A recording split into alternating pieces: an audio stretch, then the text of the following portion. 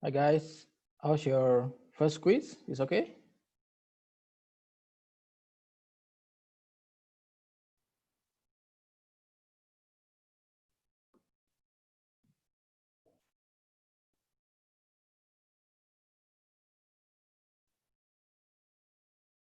Good quiz? Okay. It was good. Okay, good to hear that. So hopefully you get a good result from the first quiz. If you didn't, you still have 4 more quizzes to go. So we will have one quiz once we finish. We cover all 2 topics. So you will have the next one after we cover the cash flow statement.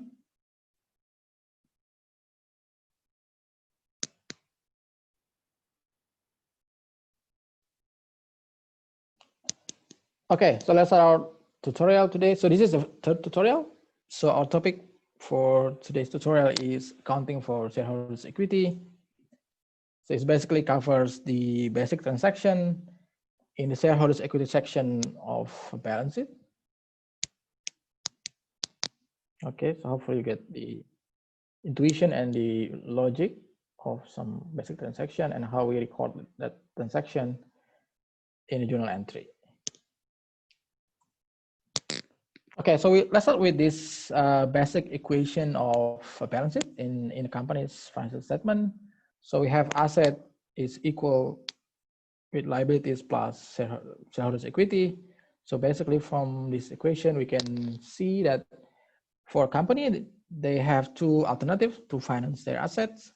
You can either use liability financing or debt financing, okay, like issuing a bond or applying for a loan from a bank or financial institutions, or they can use the equity financing, which is the issuing shares to the investors and receive more cash from that share issuance. Okay, so today we'll cover only this section. So we only cover the shareholders' equity section in this balance sheet equation.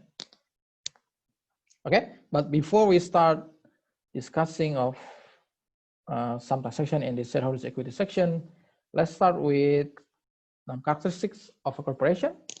So last week we have discussed the basic characteristic of a partnership.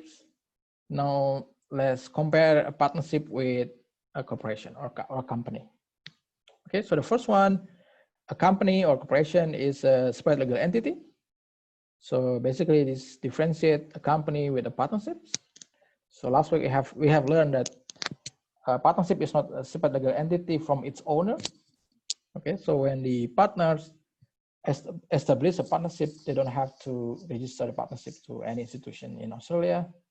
Okay, because the partnership is the same legal entity with the partners. Okay, so but for company, they have to be registered to ACCT. Okay, and then we know the concept of economic entity principle in your accounting A course. It's basically saying that the shareholders or the owners is a separate legal entity with the business institution or business entity. Okay, and the next one we have a limited liability of owners. So it's also differentiate a company with partnerships. So last week we have learned that for partnerships, the partners should be responsible to satisfy all liabilities of the partnerships, even when they have to use their own asset or their own properties to satisfy the liabilities of the partnerships. Okay, but in a company, the shareholders' liabilities is only limited up to their proportion of ownerships. Okay, so in this sense, it's very beneficial for them to establish a company or a corporation instead of partnerships. They can limit their legal liability only up to the portion of shares that they own. Okay, and the next one is transferability of ownership. So in a company or corporation, it's really easy to transfer the ownerships. Okay, they can simply sell the shares in the stock market. Okay, and the ownership could be transferred through the sale and purchase of shares in the market. Okay, so there's no legal arrangement for transferring ownerships. Just simply a normal transaction in the stock market. Okay, and the next one, a company have a better ability to raise capital. So as we have discussed, they have two alternatives to raise capital. They can either use the liability mechanism, so they're issuing a bond or applying for financing from financial institutions, or they can issue shares and use equity financing. Okay, so more alternatives. So compared to a partnership, this is quite different because partnership only have one option, which is the debt financing. Okay, they don't have any equity financing scheme to finance their asset or capital. Okay, and lastly, we have dividend imputation system. This system is basically used to eliminate double taxation on a company's profit. So when a company paying corporate income tax out of their profit and they distribute this after-tax profit to the shareholders as a dividend, the shareholders can credit the corporate income tax paid by the company against their personal income tax. Okay, so the dividend or the profit after tax won't be taxed twice because the tax could be credited against the corporate income tax already paid by the company. Okay, so this system is only available in a company or corporation. So one of the advantage of issuing shares in a company is that we can benefit from this dividend imputation system. Okay, so this is some basic characteristic of a company or corporation. Now let's move to the first transaction. So first we have share issuance. So when the company decides to issue the shares to the market or to the investors, they have two alternatives of mechanism. The first one is the simple issuance. Okay, so they simply sell their shares for cash in the block sales, okay, or lump sum sales. So they just simply record cash in the debit side and ordinary share of capital in the credit side. Okay, so this kind of transaction is simple, but sometimes it's not popular because when they sell shares only in one block or one transaction, the amount that the investor have to pay is quite substantial. So sometimes it's not attractive for retail investors that want to purchase like small portion of the company's shares. Okay, so this scheme is simple, but it's not popular because of the amount that have to be paid by the investors. Okay, and the second one is the installment system. So in this system, the company will divide the share price into three components. So the first one we have application. So this is number one. So in the application phase, the investor or the shareholders have to pay some application fee, and then the company will put these fees in a special account or cash trust. Okay, and they will not use this cash trust until the end of the issuance process. Okay, so first they will receive some portion of the share price through the application fee. Okay, and then after the application period is finished, they allot shares to the applicants. Okay, that we call that allotment, and they will charge the allotment fee to the applicants. Okay, so the second component is the allotment fees. And lastly, after they allot the shares to the applicants, they will issue a call to get the last portion of the share price. Okay, so they get this call as the last portion of the sale price. So the sale price in total is the sum of these three components. So the sale price will be the application fee plus the allotment fee plus the call. Okay, so we have 1 plus 2 plus 3. Okay, so this system is more complicated because we have 3 transactions basically, but it's more popular in the market because the company can divide the price into 3 components, which is more affordable or more attractive to investors. Okay, so if they are interested to purchase the share price, they have this simply paying some amount of application fee, which is much more cheaper than paying the total price in a one transaction. Okay, so I think nowadays most companies use this installment method to sell their shares. Okay, so we have to record 3 separate transactions in one single share issuance transaction.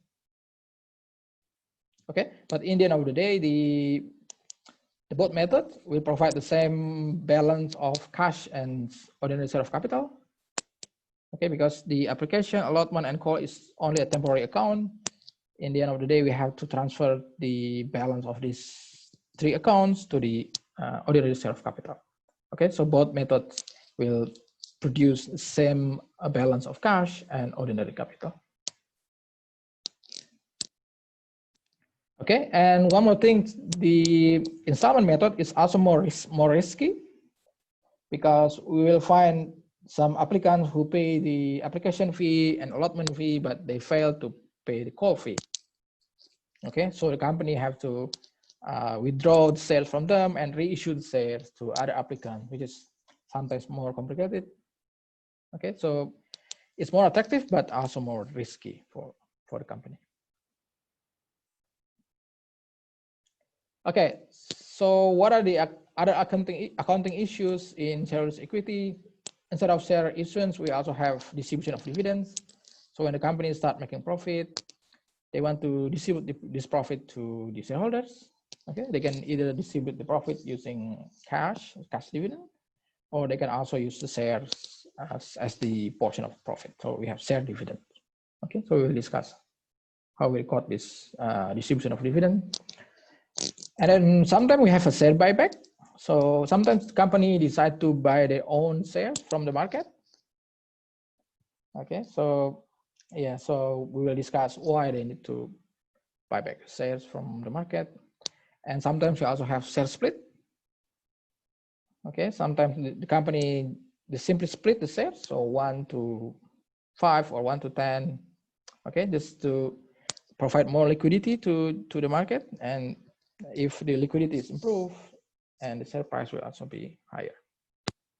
Okay, so and lastly, we have management of the equity. Okay, so this is a cycle. So we should get the logic up from the beginning when the company start issuing shares, distributing a profit, buying back their shares, and splitting the shares.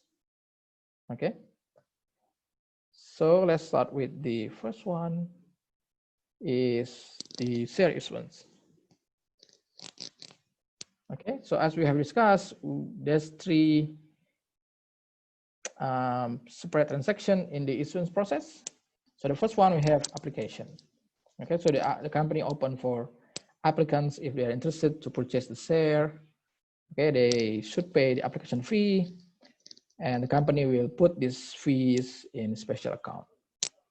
Okay, so the accounting for this transaction is simply, first we have cash in the debit. You can also use cash trust. I think cash trust is more common.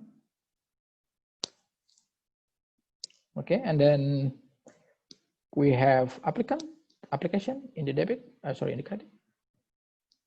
So cash trust, debit, and application in the credit. Okay, do you know what is different between cash and cash trust? Any idea? Cash trust, we don't have the money yet. so we need to convert it to cash later. Mm-hmm. But for cash, you have the money on hand.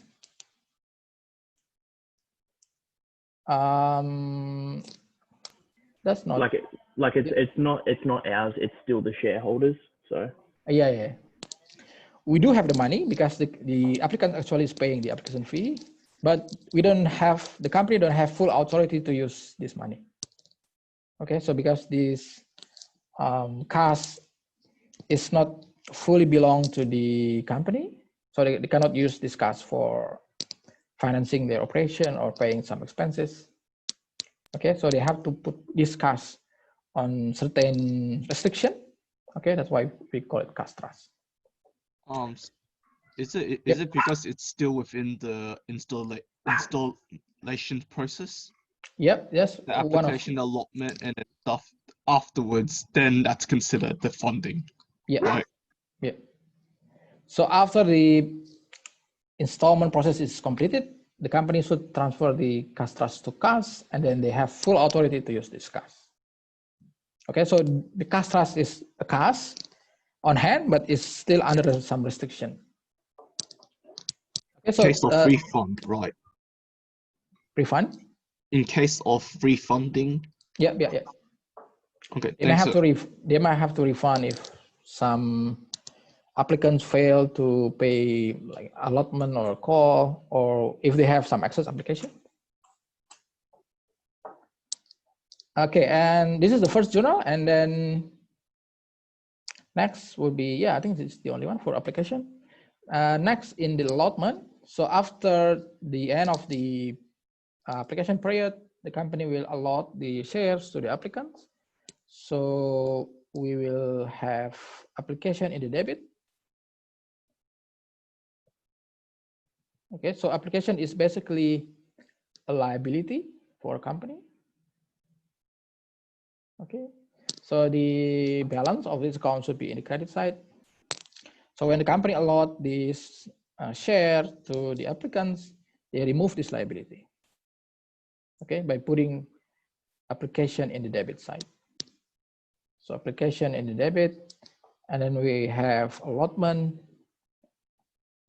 also in the debit. Allotment is an asset for the company, so the natural balance of its account should be in the debit. And in the credit side, we have ordinary share of capital. You can use ordinary capital or contributed equity. Okay, so up to you. They all have the same meaning in the credit side. Okay, now because the company already allot the shares to the applicants, now they can transfer the cash balance from cash trust to cash.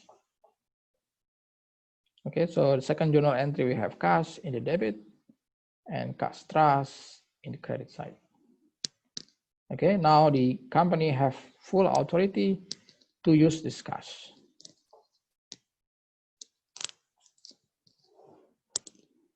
Okay, next, the company will also receive some cash from the allotment fees.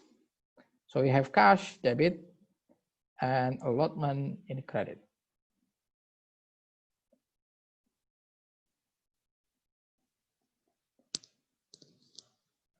Okay, it's cash, debit, allotment, credit. So this is 3 journal entries for allotment process. Lastly, we have call. So in the end of the process, the company issue a call to the applicants to get the remaining amount of the share price. So first they will have a call in the debit side and ordinary capital in the credit side. Okay, when they issue the call, they will record this journal. Okay, and when they receive the call fees from the applicants, they will record cash in the debit side and call in the credit side.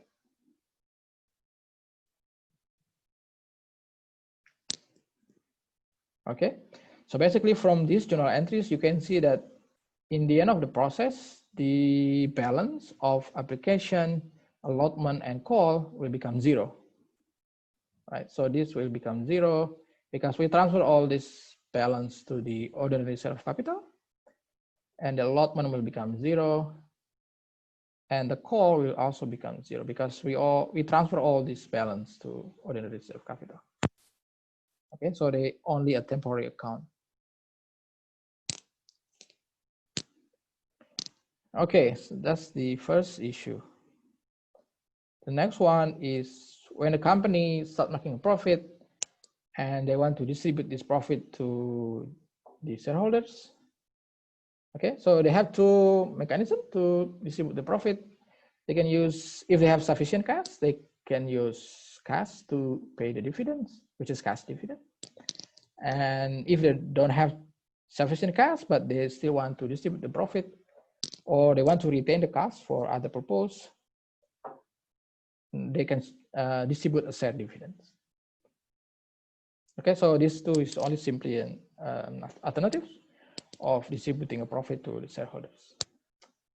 Okay, I think in your discussion questions, we will discuss more about which one is more preferable for investors in the investor perspective and company perspective.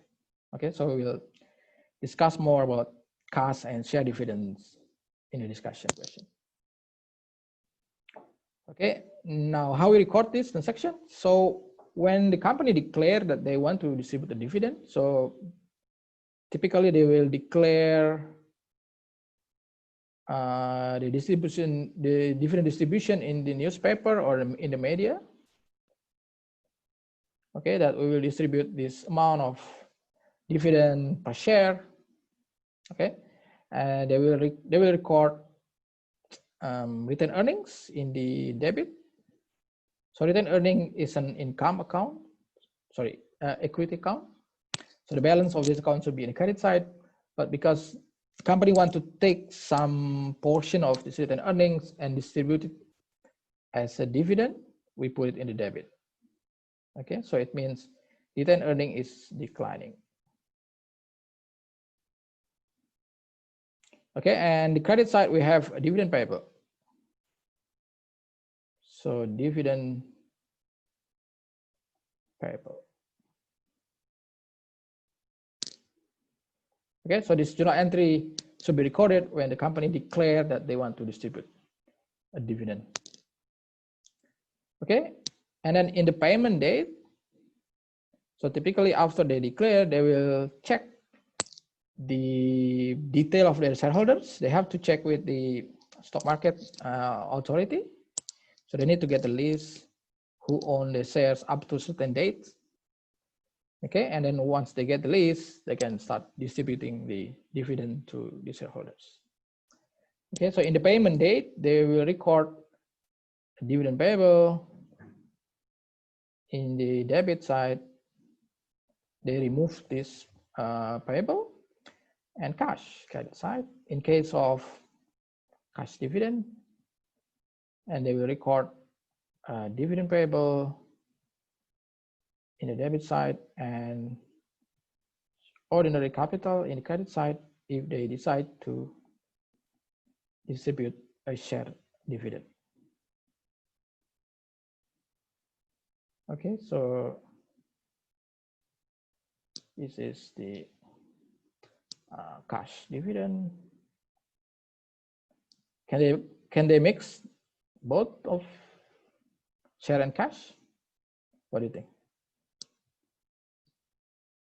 Like half will be by cash and the other half will be by share. Can they mix it?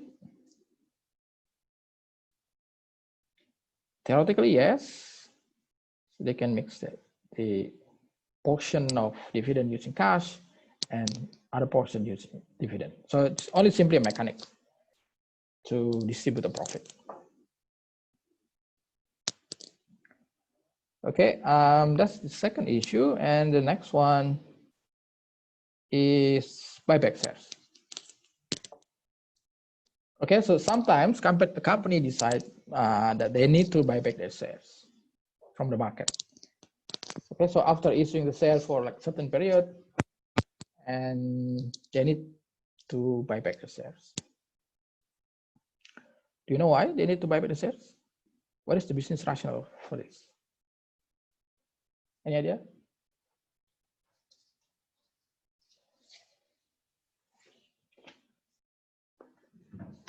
No? Okay, so the first one, they need to buy back shares if they believe that their shares in the market is too expensive. Oh, sorry, too cheap, too low. The share is too low, and the share price doesn't reflect the economic resource owned by this company. Okay, so the first reason is because their share price is undervalued.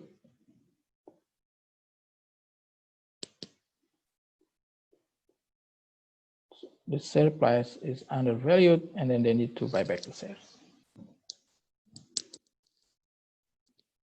Okay, just to illustrate what happened in the stock market. So just recall your economic course. So let's say this is a stock market.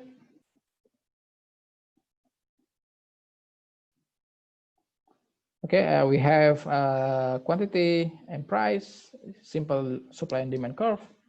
So initially, the company supplied the shares this amount, the supply curve, and there's a demand for this share this level.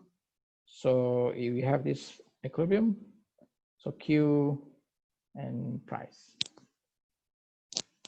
Okay, so the company believed that this price is somehow too low or too cheap for them, and they want to increase this price to better reflect the economic resources that the company own. Okay, so they start buying back the shares from the market. It's basically shifting this supply curve to the left.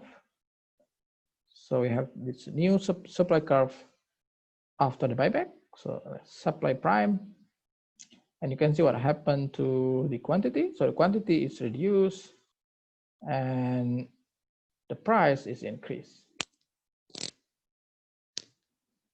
Okay, so after the buyback of shares, we can expect that the price of the shares will be increased.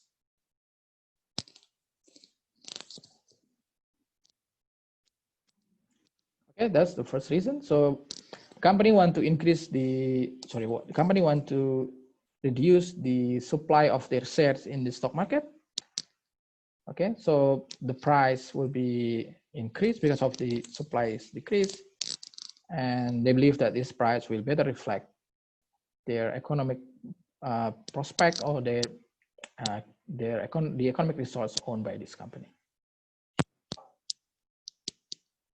Okay, so why they use the cash to do this transaction? So it's obviously they do this because they have some excess cash, right? So they have some excess cash sitting idle in their balance sheet or in their bank account. Okay, so instead of being idle in the balance sheet or in the bank account, they use this cash to purchase their own shares from the market. Okay, that's so the second reason is because they have excess cash. And the next one, they don't have any profitable project to invest with. So if they have a profitable project, they should use the cash to invest in this kind of project, right? But because then they don't have any profitable project to invest with, so the cash is being idle in the bank account. So they use the cash to purchase their own shares in the stock market. Okay, so the condition that there's no project to invest is not really good for investor. So some investor will see that if the companies start buying back their own shares from the market, it's a bad news. Okay, so it's not a good sign of the company's prospect in the near future. Okay, it means the company don't have any profitable project to invest, or their opportunity to growth will be lower than the other company. Okay, so some investor may start selling their shares, and the effect will be contrary to this scenario. So instead of we see increase in price, we could also see a decrease in the share price, because investors believe that this company is using the cash for buying back their own shares, and they don't have any project to invest with.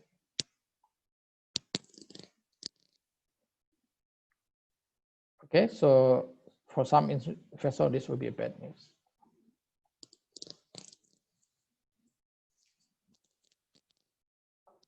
Okay, okay, you can add more business rationale if you found any reference for that. Now we focus on how we record this in journal entry. So the journal entry is simple. So we have ordinary capital in the debit, because we want to buy back shares from the market. It means the shares available in the market will be declining. Okay, so we'll put the ordinary capital account in the debit side, and in the credit side we have cash.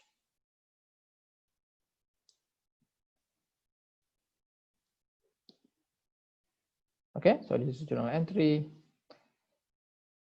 Any comment or question on buyback of shares?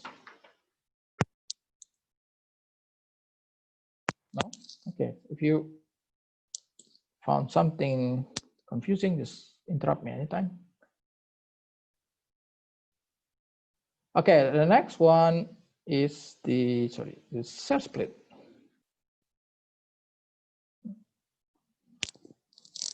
Okay, so share split is basically the contract condition with compared to the share buyback. Now the company believes that their share price is somehow too expensive. Okay, and because the share price is too expensive, their share become less liquid in the market. And in the long run, if the liquidity is getting lower, their price will be getting lower and lower.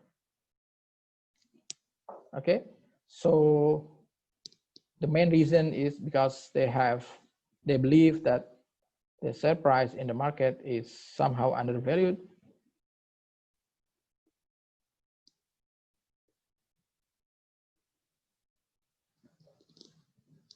Okay, so they need to increase the supply of their shares in the market in order to make their share more liquid. Okay, and then lowering, sorry, overvalued, not undervalued, and lowering the price of their shares. Okay, so the transaction is simple. They just simply split the shares, 1 shares to 5 or 1 shares to 10. Okay, and then increase the supply of their shares in the stock market. So if we go back to our supply and demand curve, so this is the quantity, this is the price. So initially we have this level of supply and demand. Okay, and this is the price and quantity. Now the company believes that this price is overvalued, this is too expensive or too high, and then they split the shares.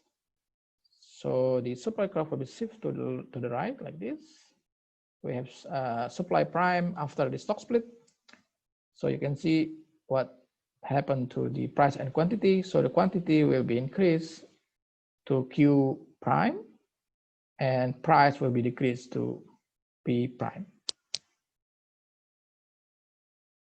Okay, so we should expect a cheaper price and a better liquidity after the company splitting their shares in the market. Okay, so it's basically the contrast scenario compared to the buyback of shares. Okay, and how we record this in the journal entry? Luckily, we don't have to record anything, so no entry. Okay, why we don't have to record anything? Because it's only splitting the shares. the quantity will be increased, but the value, the total amount of this equity will remain the same. So this transaction will not affect the cash or the ordinary capital balance in the balance sheet. Okay, so we don't have to record anything. So you can somehow ignore and insert split transaction, or simply put no entry in the equation. Okay, and the last one, we have a management issue.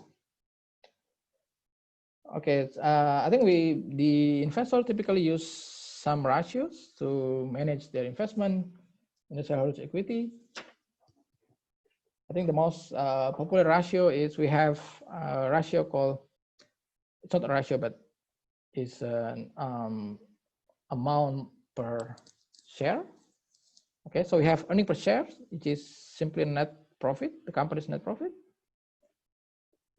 divided by the average of outstanding shares. So the beginning balance of outstanding shares plus the ending balance of outstanding shares divided by 2, we get this average of outstanding shares.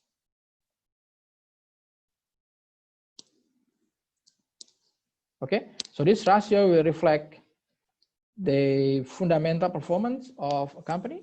So a portion of profit that entitled to each shares.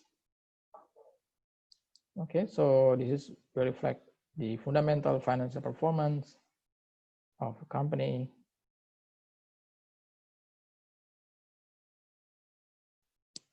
Okay, so the company will not distribute all the profit per share, but they will retain some portion of this profit per share, okay, as a retained earning for their future investment.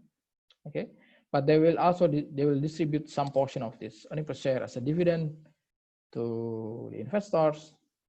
Okay, so distributing a dividend is good for a company because it could maintain the preference of the investors. Okay, if they periodically distribute the dividend. Okay, the next one is the price earning ratio. So price earning ratio is basically the share price available in the market divided by this earning per share. Okay, so the share price is basically reflect the market perspective of this company. Okay, and then so how market value the company's performance, and earning per share is basically the fundamental financial performance of this company.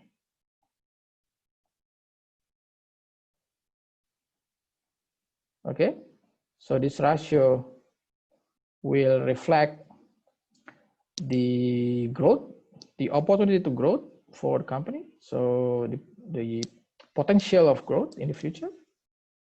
Okay, so if they have a high price to earning ratio, it means the opportunity to growth of this company is quite high, but it's also more risky. So it also reflects risk of investing in this company, because if the deviation of market perspective to fundamental financial performance of the company is high, then the volatility of this share in the market will also be high.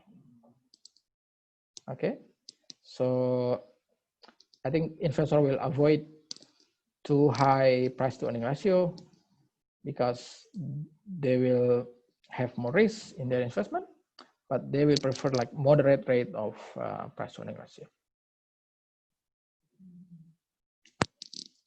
Okay, and lastly, we have a ratio called a dividend payout ratio.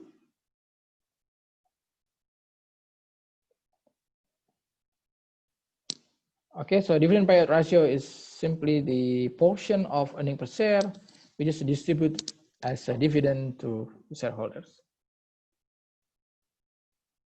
Okay, so the formula is the dividend, total dividend, divided by the net profit. Okay, so net profit of this company. So a portion of profit which is distributed to the shareholders. Okay, so these are three main ratios used by company or investor to manage their investment. Okay, in the shareholders' equity. I think the formula is not difficult, so you can easily memorize the formula. But more importantly, you should know what this ratio means to the investor and the company. Okay, so you can properly interpret the calculation using this ratio. Okay, any comment or question before we move to your homework?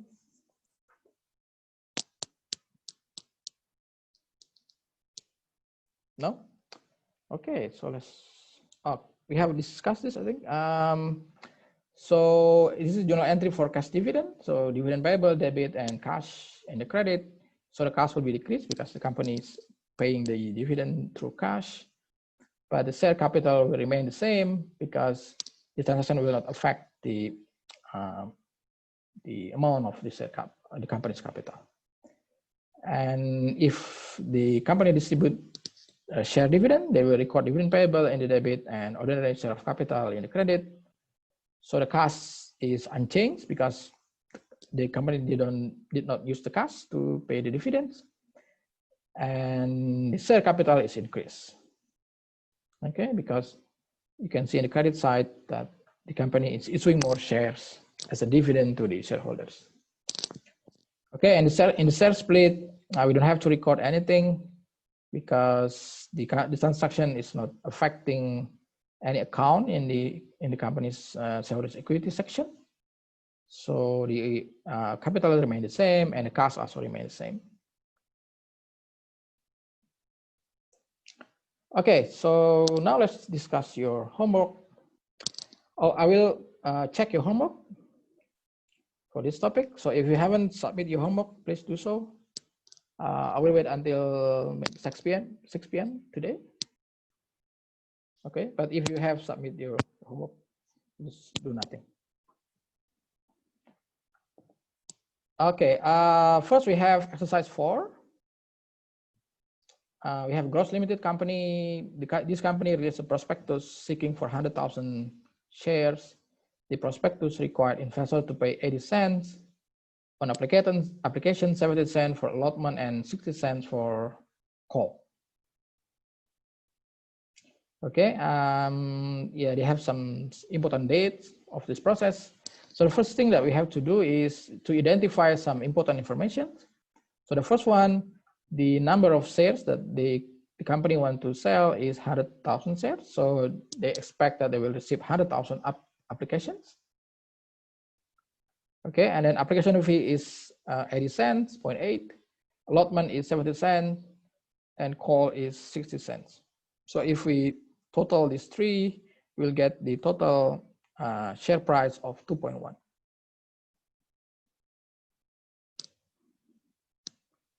Okay, so now let's start doing the journal entries. The first one, I think on July.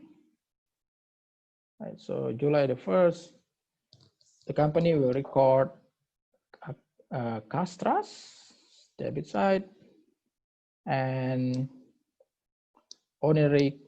application in the credit.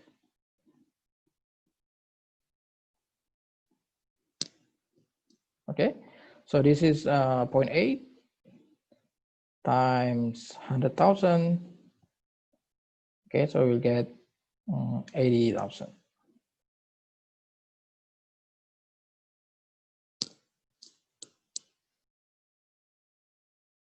Okay, so that's the journal entry for recording the application.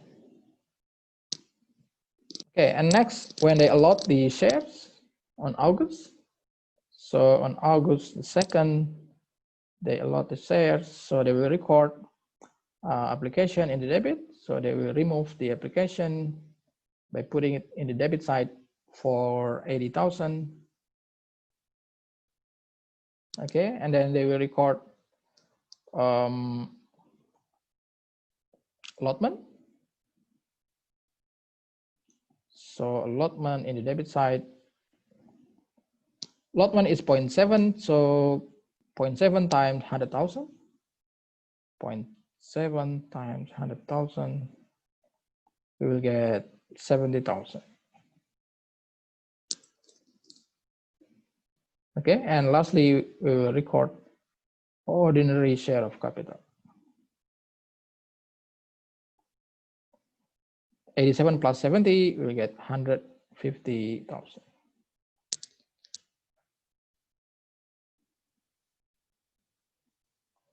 Okay, and now they can transfer the cash balance from cash trust to cash. So next they will record cash trust debit and cash debit and cash trust in the credit.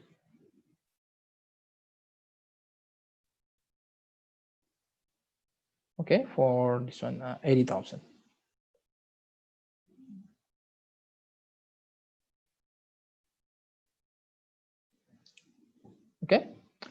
Okay, and next is the call. So they issue the call.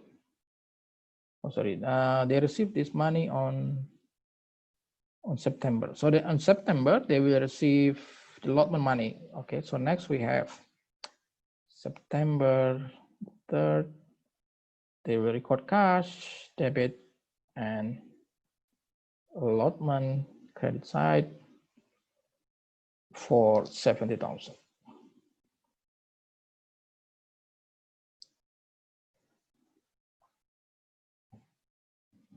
Okay, and then they made a call on October. So October the 4th, we should record call in the debit and ordinary capital in the credit side. So call is 60 cents.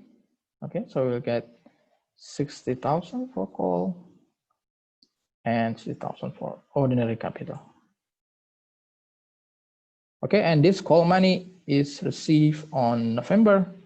So November the 5th, we should record cash debit side and call credit side for 60,000.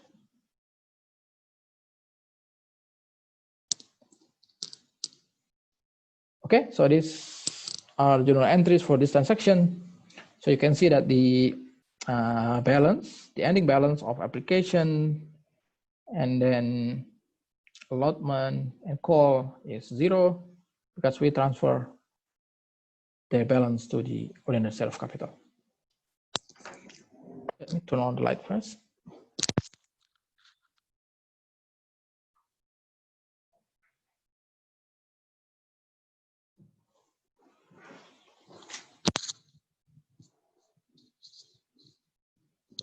Okay, any comment or questions?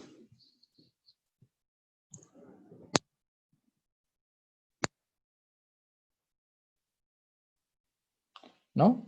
Okay, the next one is B. So we use the same question, but now the company is receiving 123 application.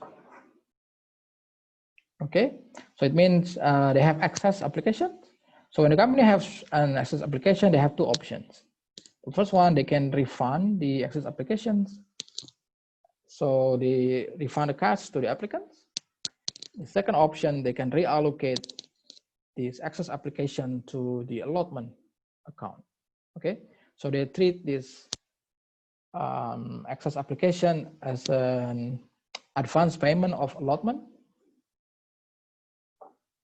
Okay, so in this case, the offer subscription is 23,000, and the company decide to refund 30,000 and reallocate the another 10,000 to the allotment account.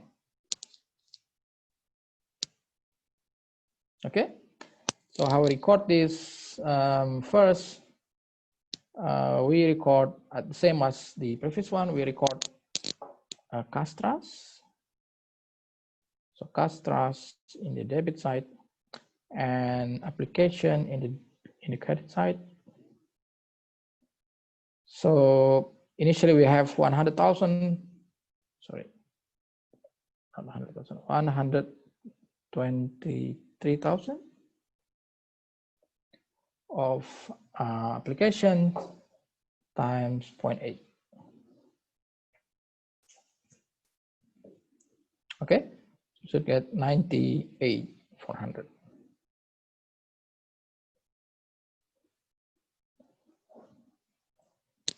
Okay, so this is the total application that the company received. Next is refunding some of the excess application. So the company decided to refund 13,000 of excess applications. So basically we want to reverse this journal entry. So now we have application in the debit side. Okay, and then cash trust in the credit side. Okay, so this is 13,000 application times 0.8.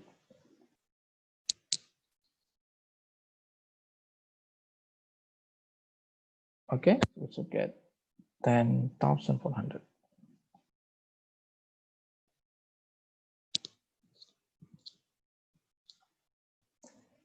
Okay, that's the refund.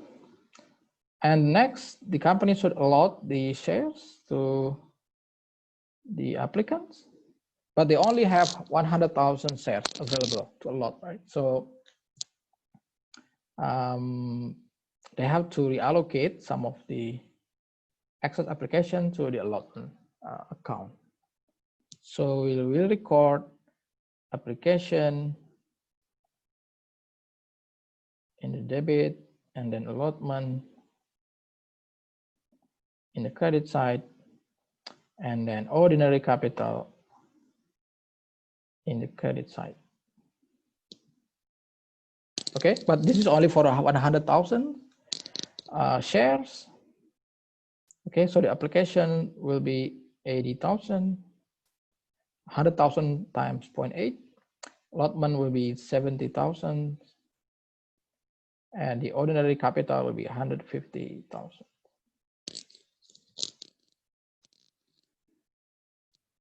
Okay, so remember the company only have, 100,000 shares to allot.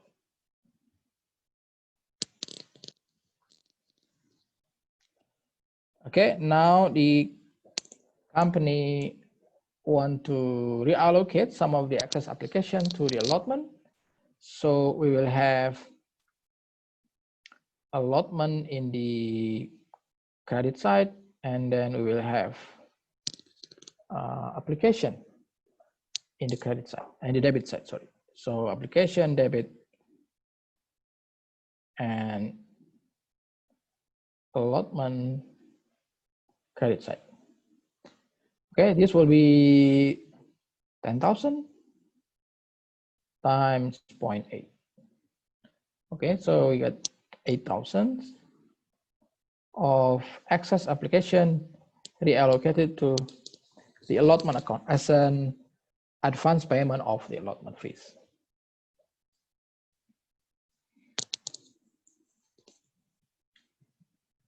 Okay, and then the company can transfer the cash balance from cash trust to the cash. Okay, so cash, debit, and cash trust credit. So initially the cash trust is 98,400, but some of this cash already refunded for 10,400. So we'll get 98,400 minus 10,400, which is 88,000. Okay, so this is 98,400 minus 10,400.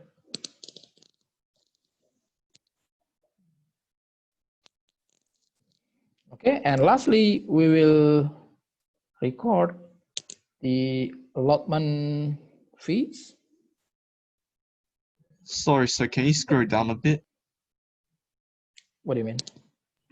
Can you scroll down a bit because you're writing underneath?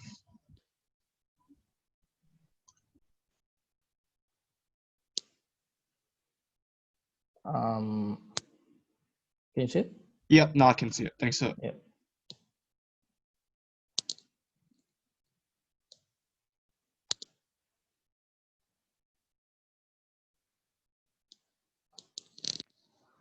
Okay, so the last journal entry is recording cash from allotment fees.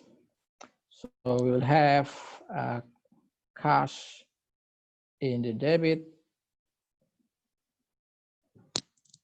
and allotment in the credit.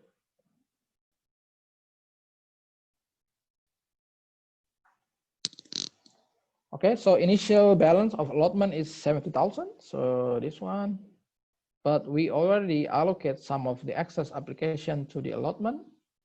So as an advance payment of the allotment.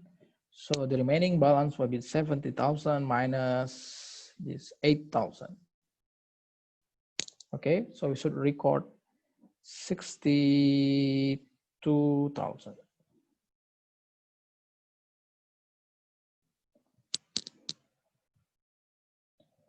Of cash from the allotment fees. Okay, so this is 70,000 minus 8,000. Okay, so this is basically the refund. Okay, and then this is basically the reallocation of excess application to the allotment. Any comment or questions? Okay, Anna is asking where the 80,000 application came from. Okay, this one. So it's basically simply 10,000 of total application because the company only have 100,000 shares to allot to distribute to the application to the applicants. So we use 100,000 times 0.8. Okay, so 100,000 shares times 0.8.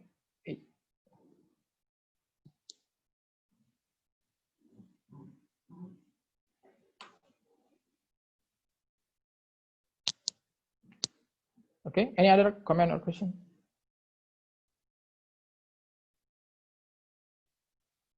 No? Okay, so just remember these two alternatives.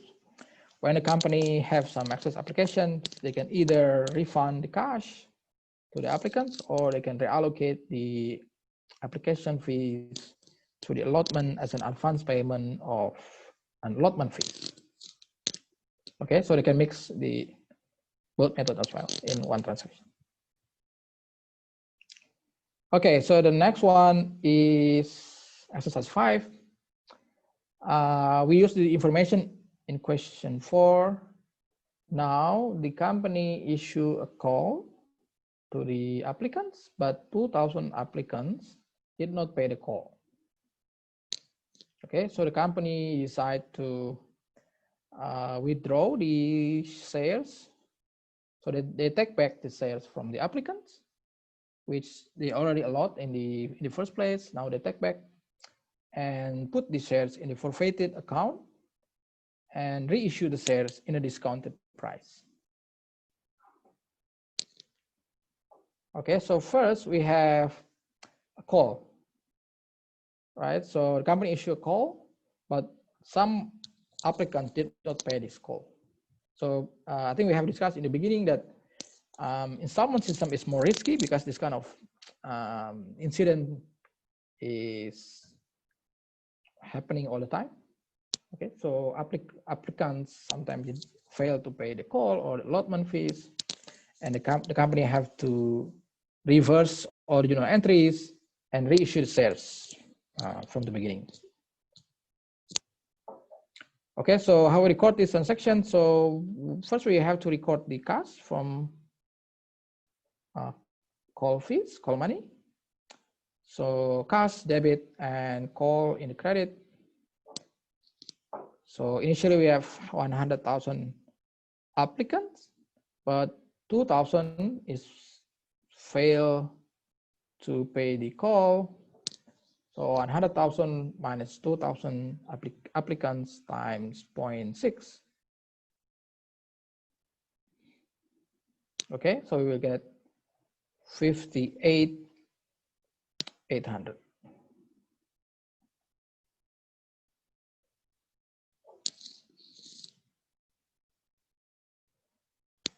Okay, and next, because some applicants failed to pay the call fees, the company take back the shares from them.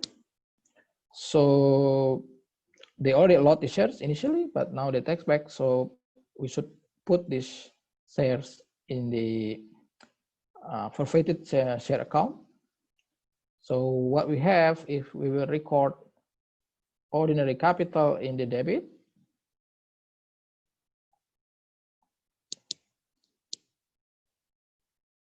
okay, and then we will put call in the credit side, and the difference we should put in the forfeited account. So forfeited shares.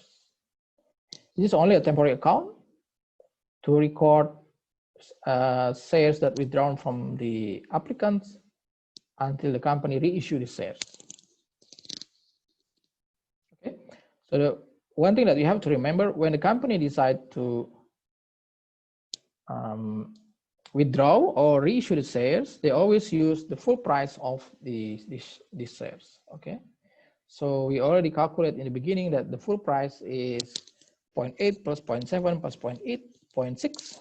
So the full price is 2.1.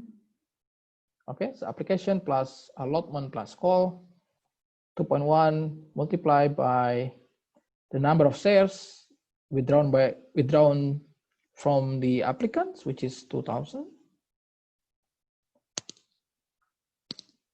Okay, so 0.1 times 2,000, we will get 4,200. Okay, and the call money, which is unpaid by the applicants, is 2,000 times 0.6. So this is 2,000.6 is 1,200, right? And the difference will be in the forfeited shares is 3,000.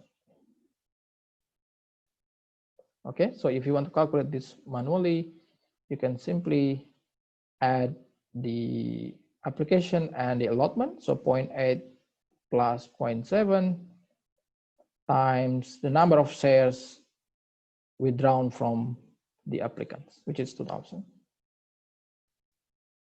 Okay, so 1.5 times 2, we get 3,000. Okay, so you can calculate this manually or simply take the difference between the ordinary share of capital and the unpaid call. Okay, so this is number 1, this is number 2. Okay, and the last one, the company will reissue these shares in a discounted price. So let's calculate the new price first. So the new price of these shares will be the original price, 2.1 minus 20-cent discount. Okay, so 2.1 minus 0.2, okay, which is 1.9. Okay, so this is the new price of the shares. Okay, so the company reissue these shares using this price. So they will record cash in the credit. So the cash will be 1.9, the new price, times 2,000, the number of shares reissued by the company. And then in the credit side, they always use a full price of the shares. So they will record ordinary capital using the full price, which is 2.1 times 2000, okay, which is 4,200.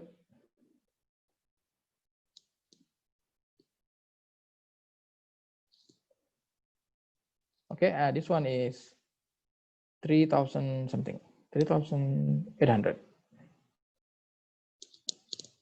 right? And the difference will be recorded in the forfeited shares. So we should put these forfeited shares in the debit side to balance this transaction.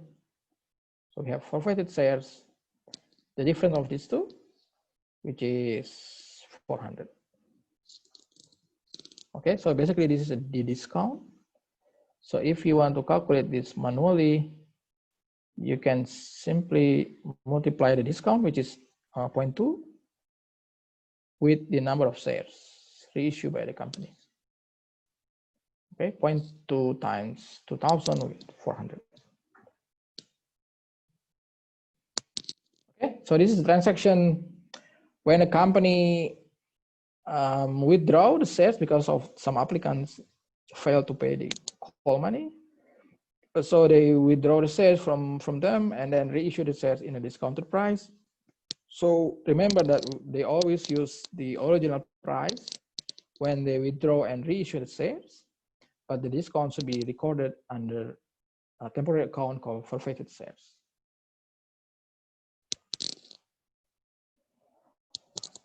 Okay, any comment or question?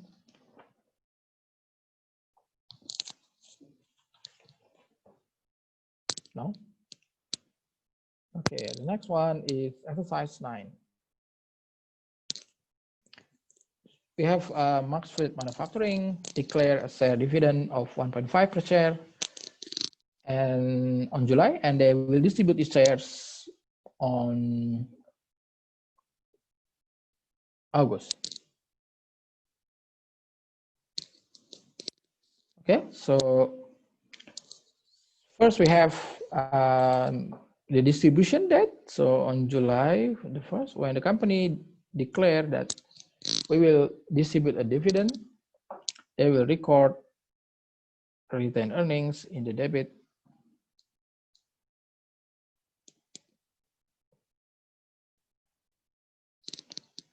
Okay, and then dividend payable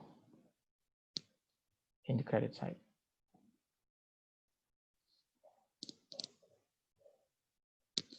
Okay, so this should be 1.5 per share. So 1.5 times the number of outstanding share is 250,000. Okay, so we'll get 375,000 in the debit and credit.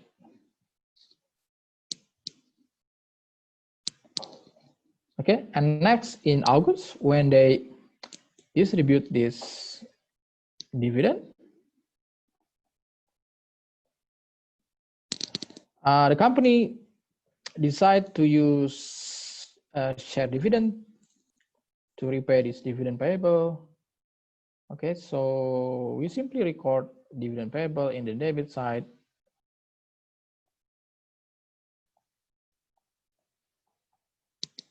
And ordinary share of capital in credit side.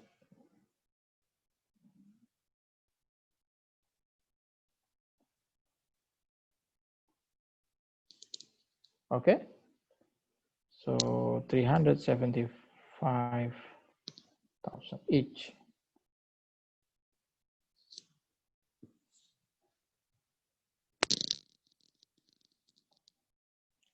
Okay, this is A.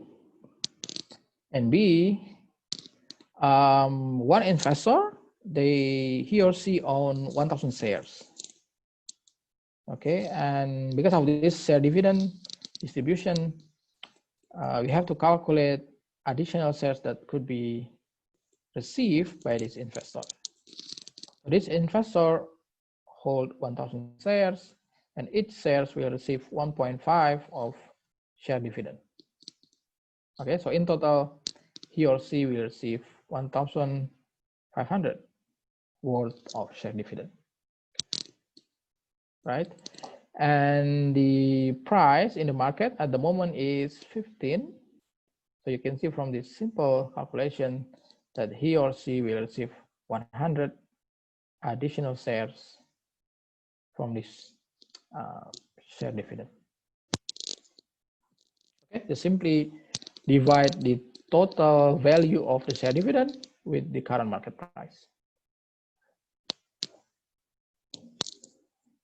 Okay, any comment or questions on exercise 9?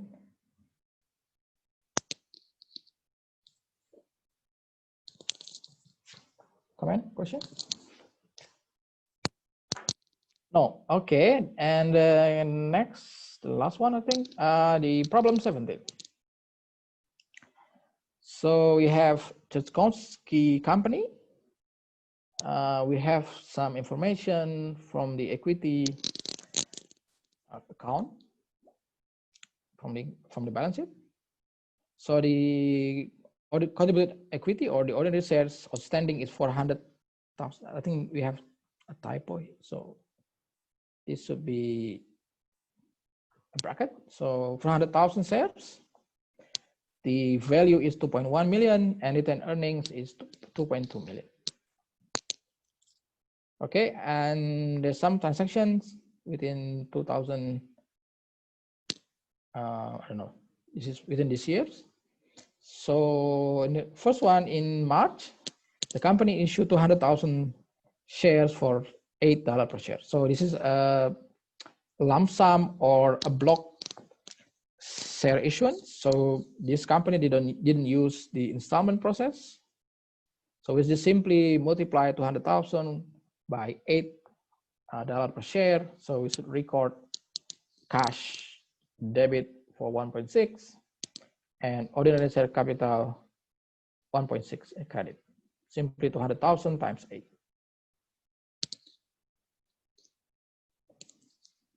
Okay. Next, they declare 1 for 10. 1 for 10 means for each 10 shares, the company will give another 1 share as a share dividend. Okay, so if an investor hold 10 shares, he or she will receive 1 additional shares because of this share dividend. So if we transform 1 over 10, it means 10%. So an investor will receive 10% of their investment because of this share dividend. So 10% share dividend payable on August, and the current market price is $7 per share. Okay, so how we record this? So we have retained earnings in the debit because the retained earnings will be declining, and we have dividend payable in the credit. Okay, so we calculate the outstanding shares of this company. So initially we have 450,000 initial balance and 200,000 because the company sell additional shares to the investors. So in total we have 650,000 outstanding shares times 10% of 1 over 10. Okay, so the company will issue 65,000 shares as a share dividend to the investor or the shareholders.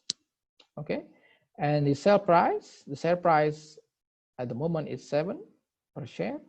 So just multiply this 65,000 times 7, we get 455,000. Okay, so retained earnings debit and dividend payable in the credit side. And in August, the company pay this or distribute these shares. Just simply record dividend payable in the debit side and ordinary share of capital in the credit side for the same amount. Okay, next in August 15, the company declare a 50-cent cash dividend. So we record retained earnings debit and dividend payable and credit. But the tricky part is that we have to update the number of outstanding shares. So 450,000 initial balance plus 200,000 plus 65,000 from the share dividend. We have 715 shares. Let's multiply this with 0.5 as a cash dividend. So we have 357,000 in debit and credit. Okay, and then in September they pay this dividend, cash dividend. So dividend payable debit and cash credit. And then in October they buy back 6,000 shares for 45,000. So we simply record ordinary share of capital and debit for 45,000 and cash in credit for 45,000. Okay, and lastly, in the end of the accounting year, they record a total revenue for 1.6 million and expenses for 1.1 million. So what we need to do is we need to close this journal entry. So we need to make a closing entry. Hopefully you remember how to make a closing entry from your accounting A course.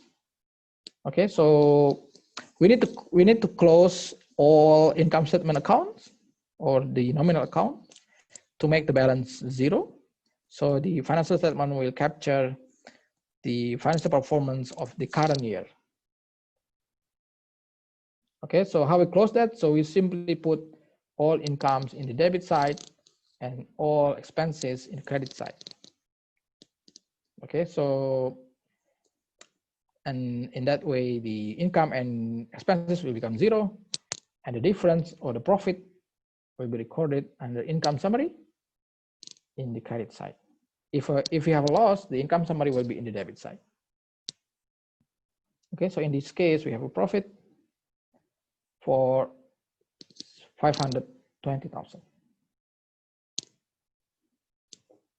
So we have income summary in the credit side.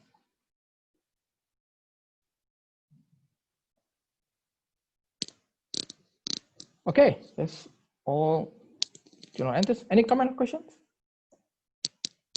on problem 17? No? All good? Okay. The next one is the discussion question. So the question is, shareholders will always prefer cash dividend to a share dividend, while the company prefers the reverse. So the company will prefer share dividend, okay, compared to cash dividend. Why might this be the case?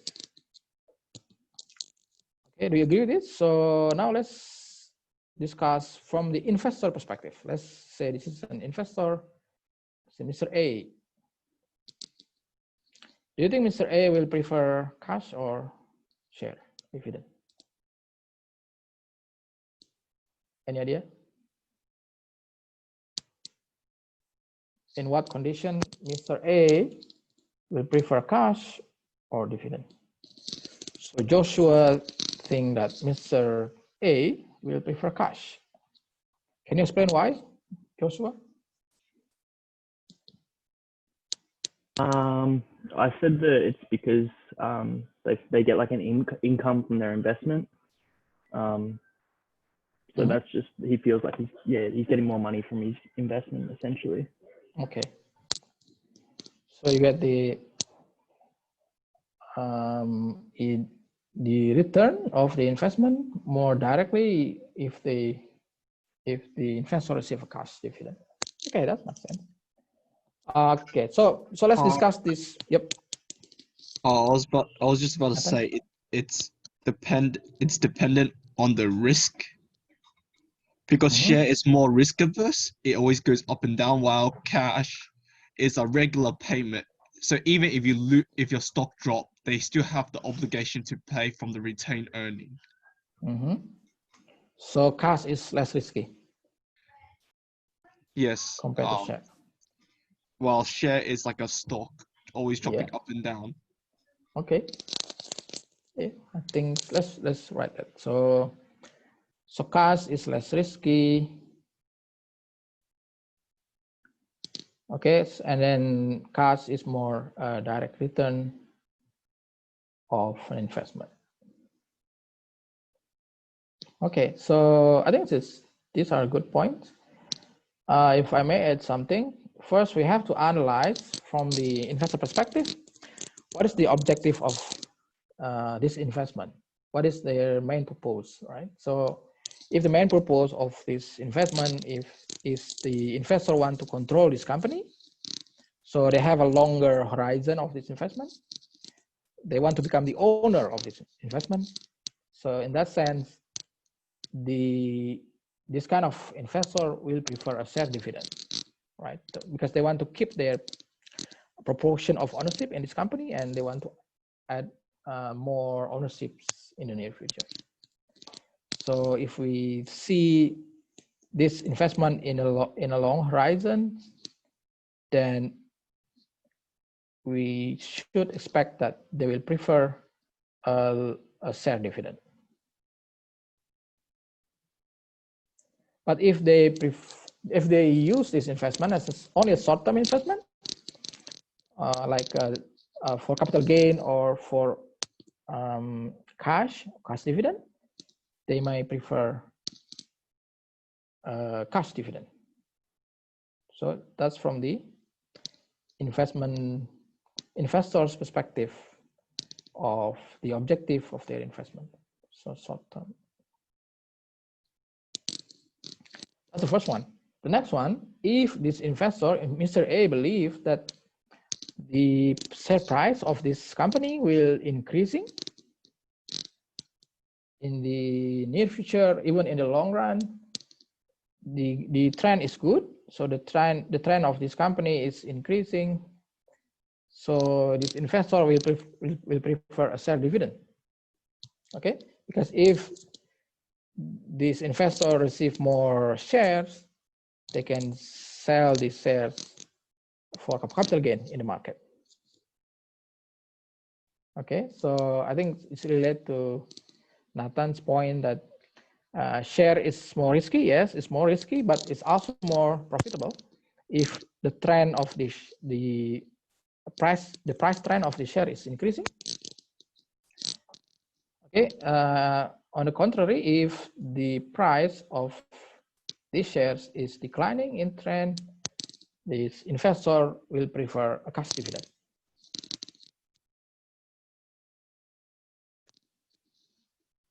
Okay, and lastly, from the tax perspective, as we have discussed, if the investor receive a cash dividend, they can use the dividend imputation system. So basically, they can credit the corporate income tax paid by the company against their personal income tax. Okay, so the amount of tax paid out of this dividend will be almost zero, I think. So there's some tax benefit if the company receives a share dividend, which is not available in the share dividend. Okay, those are some consideration from the investor perspective. Okay, now let's discuss from the company's perspective. So I think it is common that we assume that the company will prefer a share dividend because they want to hold as many as cash as possible. They need discuss to invest in their projects. They need discuss to expand their business to other sectors or acquire another company. Okay, so I think it's most it's general assumption that the company prefer to distribute share dividend. Okay, but I think if we look more closely, the company will need more cash if they are on expanding stages or expanding or growing stages. Okay, so for growing companies, they will prefer more cash because they're growing. They need to invest more on their non-current asset. They need to invest more on the projects and maybe acquire another company. But for company which already mature and maybe on declining pace, because some company will be declining, up to certain period, they may prefer share dividend because they don't have sufficient cash actually to pay cash dividend. Okay, that's in general from company's perspective. The other issue is issue of control. So the major shareholders will prefer to retain some controls of this company, right? So in that sense, they will prefer to distribute cash dividend because they could maintain the control of this company because the proportion of ownership is not affected. Okay, but if they distribute a share dividend, there's a risk that the ownership will be diluted because the number of shares available in the market is increasing, right? And in the future, the ownership may be declining or diluted because other investors may take over this company by purchasing the available shares in the market. So from the control perspective, cash dividend is more preferable. Okay, so you can add more perspective from the company's perspective. Okay, so if you found another reference. So yeah, from control, cash dividend is preferable. Okay, we still have 5 minutes. So lastly, we have a practical questions about share split. So Tesla and Apple announced a share split, which have resulted in increase in their share price. I think as we have expected using the supply and demand curve, that share split will increase the supply of these shares in the market, and the share become cheaper and become more liquid, and then in the long run, the share price will be increasing. Okay, so we can expect this condition from the share splits, but the other way that other condition could happen if the market is not efficient and the market is failed to capture all information available in the market. So the process of increase in share price because of the share split may be a bit slower compared to the efficient market. Okay. So can I say something?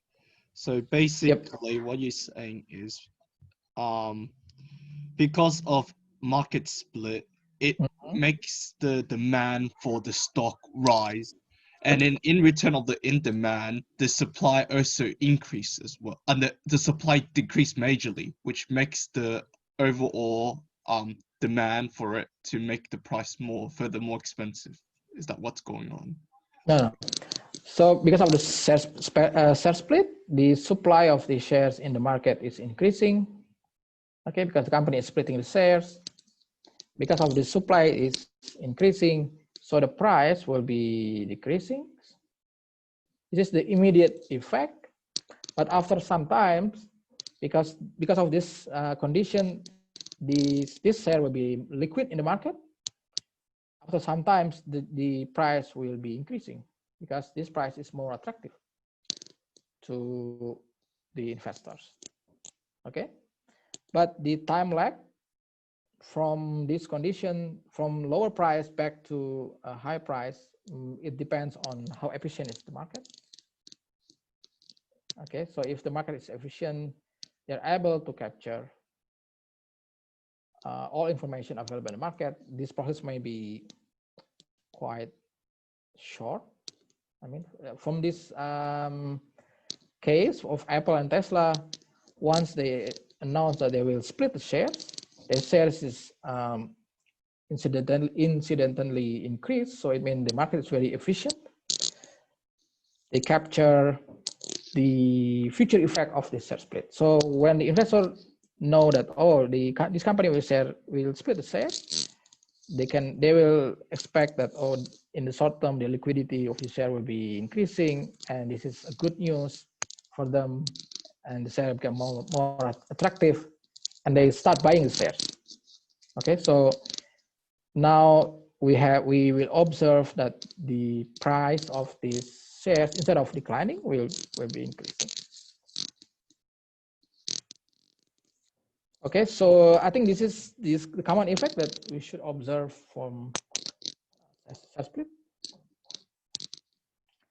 Okay, any comment or question before we finish the tutorial? I have a sensitive question, but I don't think we have time to discuss this. So please try this at home, and if you have problem or question, you can contact me and we can discuss this. Okay, so this topic is not difficult, but it's very mechanical and very technical. So you should do more practice to get a good understanding of the journal entries mostly. And hopefully you also get the understanding of the logic of the process. Any comment or questions? Yep. So can you go back to question 17? Because your thing, some of the stuff got cut out. So, it's called income summary. Okay, thanks. Income summary, yeah. Yep. So income summary is only a temporary account to record a profit or loss. So after the company record the income summary, they will transfer this to the retained earnings.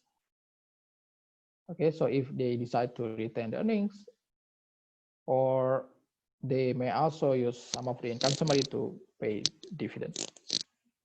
Okay, thank you so much, sir. Okay, no problem. Okay, Yeah, thank you very much. Sorry. Yep. Just quickly, since you'll be checking this week's homework, if we got a couple, or say I got a question wrong, do you want me to resubmit it, or just the fact that I did it is good enough? No, you don't have to resubmit anything. As long as you already attempt to answer all the questions, it's good enough. You get the full mark. Yeah, so like for example, for 9, I did cash dividends paid instead of share dividends paid. I don't need to reattempt it. It's all good. No, all good. All right. Thanks for that, mate. Okay. Okay, so thank you very much. I'll see you next week. Oh, okay. Thank you, sir. Have a nice week. Your question, Anna? Thanks. I was just wondering, for question 5, how did you get the new price of the share? Question 5. I think the price is available in the question. Oh, is it? Oh, I was a bit lost. Oh, I lost my answer. Oh, it's okay. I screenshotted it, but basically you had $2.10, which was the original price of the share, and then it had minus 0.2, and I wasn't sure where that came from. Oh, This the one in the corner. Yeah. Is it the discount? So the discount is 20 cents per share. Oh, This is the okay. discount, so this is the new price. Oh, okay. Thank you. So yeah, you may get confused by 20%. Yeah, I thought it was 20%. Yeah, actually it's 0.2 or Okay. 20 cents per share. Thank you. Okay, no problem. I'll make the slide and the video available as soon as possible, so you can have another look. Okay, thank you. Okay. I'll see you next week. Bye.